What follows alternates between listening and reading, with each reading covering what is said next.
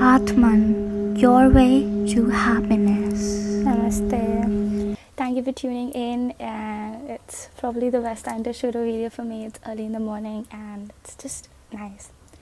So the topic that I'm going to discuss today is literally one of the most beautiful things that we have. It's called Simply Be. Simply being yourself in the moment, just enjoying, surviving and living as a human being.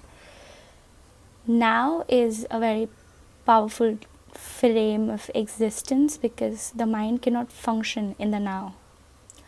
Mind has a very stern reality concept, and that reality is based on relativity of things, so it needs something to compare the present with always. So either it has to have the crushes from the past that buried you, or it has to have the worries of the future and the aspirations that you're gonna live up to in the future. And it's just tossing between the two of them. But when you just break it and you like in the now, like right now, is probably the most powerful time you can be in. So if you really want to know about The Power of Now, which is a book by Eckhart Tolle, which is one of the best modern spirituality study, if you want to ever go up and read, it's amazing. So I do this every morning. I tend to get up early and I tend to just sit with myself. You just sit by the window. You could do it any time of the day actually, where you just have to cut out from everything and embrace the moment, live in the moment as they say it. So you can do it with music, you can do it while you're watching something, but you need to like not associate with it. Just zone into like the ikigai of flow of now, the living of now, okay, which is like very sweet to have just you with yourself. And art is supposed to be to observe things without criticizing them. And when you're living in the moment, that's exactly what you're doing. You're doing art. You're creating art when you're simply just being. Now, that was a quote by Edgar Allan Poe, which is next level. But if you like simplify it, it just says that every time you're living, you're creating art. So you better do it correct, right? Because it's supposed to be beautiful. So you're supposed to live beautiful. In olden esoteria, there's a powerful mantra that people follow, which I think everyone should. It's called as within, so without, and that's just very deep. It's like everything around you is a reflection of what you are. So if you connect it to modern psychology right now, it basically relates to your perspective. Our responses to a particular object, may it be a person, idea or thing, is based on the perspective that we hold towards that object. So it could be very simple. I imagine I have a pen with me, okay? This is a pen that I have with me and it's an object, right? I can associate to it with whatever I am.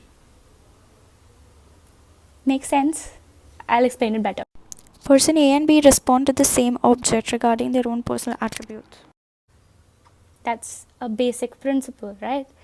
So it's simply being a reflection, creating your own world. That's when the law of attraction comes into place, where it says that you have to actually believe that you possess it. That is when things around you actually begin to change. So it's simply owning it, becoming that thing. So it's kind of manifesting by being thing, okay? And simply being, what it does to you, simply being is making you own it. When you simply are living in the moment, living in like the now, you are in a neutral perspective, and then you can pick whatever you want and you can release what you don't. You mindfully choose your existence right at that moment. Okay, so if I'm simply being, like right now is my simply be time, I'm here, I'm looking out of the window, I'm enjoying my time, it's just amazing. And I'm breathing, but as I'm just disconnected from everything around, I am associating, okay, Shruti, you did this, it's not something nice, you don't want to do it, that's not a part of something that who you are, so let's remove it. Oh, this is nice, I like it, so this is going to be a part of me now. So let's just say I have lack of confidence. So I just realized, okay, Shruti, you've done so many nice things. You're supposed to be confident. And slowly, after days of doing that to me, I become confident enough And that's when I start realizing that everybody else is confident in me and I am more confident in other people. So it's like a give and take thing. The more I have of something, the more I can give it to you. If I'm more happy, I can give you more happiness. If I have more trust, I can give you more trust. If I have more love, that's when I can actually love you. It's it's like a very weird quote. Okay, I read it on Instagram the other day. It says that when a shirtless man offers you his outfit, you don't take it because you know there's going to be a whole huge agenda behind it. So if a person who's not confident in themselves tells you to be confident, it's basically hypocrisy, right? And that is why I believe empaths are the ones who suffer the most, because they tend to feel a lot of things and they tend to feel it from everybody. And empathy is a quality which only a few possess these days, and I don't think it is their fault. Maybe we should be a little more empathetic towards life, because come on, we're all humans, right? Empathy is a part of ourselves. So I hope you're gonna spend those 2, 5, 10 minutes, whatever you want, by simply being. Tell me what you get in the comments. Bye.